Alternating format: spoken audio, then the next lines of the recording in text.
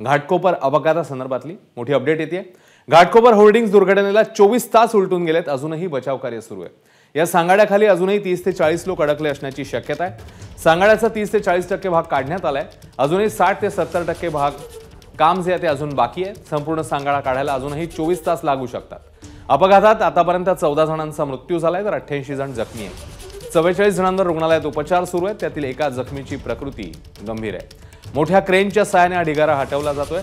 Petrol पंपवर आग लागू नये यासाठी अग्निशमन दलाच्या जवानांकडून पाण्याची फवारणी देखील केली जाते।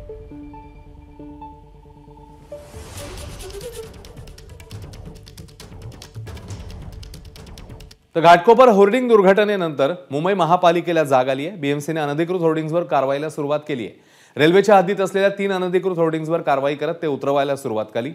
घाटकोपरमध्ये भीषण अपघात झाल्यावर बीएमसीने आता कारवाईला सुरुवात केली।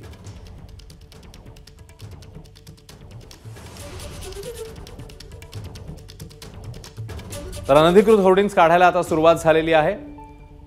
दुर्घटनेत एकीकडे आतापर्यंत 14 जणांचा मृत्यू झालेला असताना 24 तास उलटलेले असताना आता रेल्वेच्या हद्दीतले 3 अनधिकृत होर्डिंग्स हे काढायला सुरुवात झालेली आहे।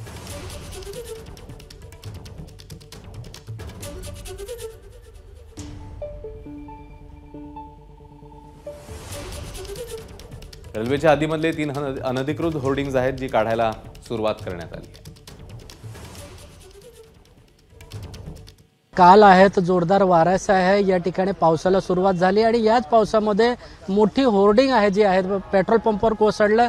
यामध्ये 14 लोकांना दुर्दैवी मृत्यू झाली आहे, तर इतर काही लोक अजूनही आतमध्ये अडकले आहेत। मात्र यानंतर आहे घटनेचे 24 तासानंतर आहेत मुंबई महानगरपालिकेला जाग आली आहे। खरं तर या ठिकाणी मुंबई महानगरपालिका ॲक्शन मोडमध्ये येत आता थेट आजूबाजूला आहे जी पोल कोसळले होते त्याच्या बाजूला रेल्वेच्या हद्दीमध्ये 3 पोल अजून सेम पोल आहेत 120x120च्या।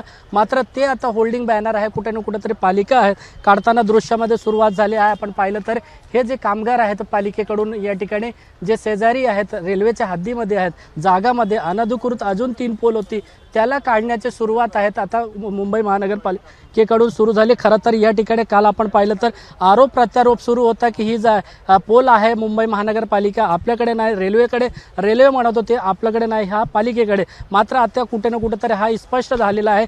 तिन्ही जे 4ही पोल होते होर्डिंगचे बॅनरचे पोल होते हे सर्व रेल्वेच्या हद्दीत आहे आणि आता थेट आहे मुंबई महानगरपालिका कारवाईला सुरुवात केली आहे। आपण पाहिलं तर ही भली मोठी एक पोल आहेत 120x120च्या शेजारी जे दुर्घटना घडलेली याच्या अगदी बाजूला हा पोल आहे। ह्या पोलला आता पाडण्याचे काम आहे जे मुंबई महानगरपालिकेकडून आहे सुरुवात झाला आहे। घाटकोपर दुर्घटनेनंतर पंतनगर पोलीस स्टेशनमध्ये होर्डिंग लावणाऱ्या कंपनीचा मालक भावेश भिंडे यावर सदोष मनुष्यवधाचा गुन्हा दाखल झालाय। महाकाय होर्डिंग लावणाऱ्या इगो मीडिया कंपनीचा भावेश भिंडे संचालक आहे।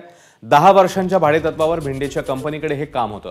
सध्या पोलीस त्याचा शोध घेत आहेत। विशेष म्हणजे भावेश भिंडे याला बीएमसीने घाटकोपर आणि मुलुंड रेल्वे स्थानकावरील जाहिरात घोटाळ्या प्रकरणी रेल्वेने ब्लॅकलिस्ट केलं होतं। मात्र तरीही इतर ठिकाणी जाहिरातींचं कंत्राट कायम होतं असा आरोप भाजपचे माजी खासदार किरीट सोमय्या यांनी केला।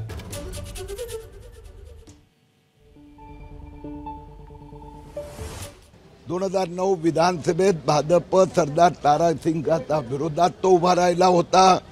आणखीन काय पक्षाची जवळीक पण आली होती। या भावेश भिंडेचे आज मुंबईत अशाच पद्धतीचे 12हून अधिक ठिकाणी मोठे डेंजरस होर्डिंग्स लागलेले आहेत।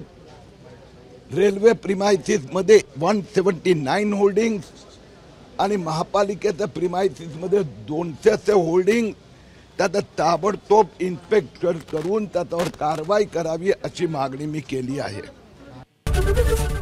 एबीपी माझा, उघडा डोळे बघा नीट।